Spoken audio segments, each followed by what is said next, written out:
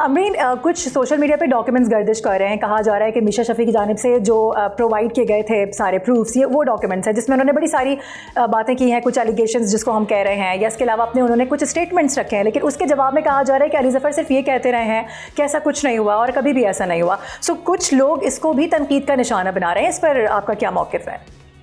ये बिल्कुल गलत है। और ये पता है, ये अब हो रही है फेस सेविंग इसको कहते हैं, जब आप हार जाते हैं। और इन्होंने 7 साल लगाए हैं। 7 साल में इन्होंने, यानी कि हर साल एक विटनेस इनका कोई तकरीबन इस तरीके से समझ लीजिए, और इनके विटनेसेस कुछ भी नहीं कह सके। Ali on the other hand, Ali ने witness, like I said, I witnesses हम लोगों ने पेश किए हैं। इसके अलावा मीशा शफ़ी के अपने व्हाट्सएप मैसेजेस कि जैसे ही वो एलिगेशन का बताती हैं, वो साथ ही अली को व्हाट्सएप करती हैं with in few half an hour, और कहती हैं I had a fun time और had a great time jamming. उसका एक व्हाट्सएप मैसेज है, वो गया अदालत में।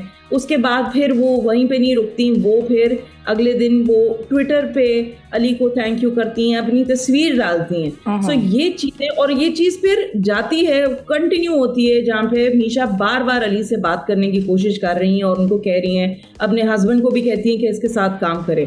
सो जब आप रीजनेबल मैन टेस्ट जो अंडर लॉ है उसको आप अप्लाई करते हैं, तो कोई भी जो इस तरीके की इतनी सिवियर एलिगेशन लगाता है, तो कोई भी रीजनेबल पर्सन ऐसे फिर नहीं चाहेगा कि वो कांटेक्ट करे इस टाइप के इंसान से, मगर उल्टा हो रहा है। यहाँ पे मीशा बार बार इनको फोन कर रही हैं या इनको मैसेज कर रही हैं। और उसके अलावा जब इनके विटनेसेस आए हैं, इनके विटनेसेस ने खुद कहा है कि हमने नहीं देखा। इनके पास जो भी विटनेसेस आए, उन्होंने कहा हमने सुना है, मेरे दोस्त की बेटी है, इसलिए आई बिलीव हर।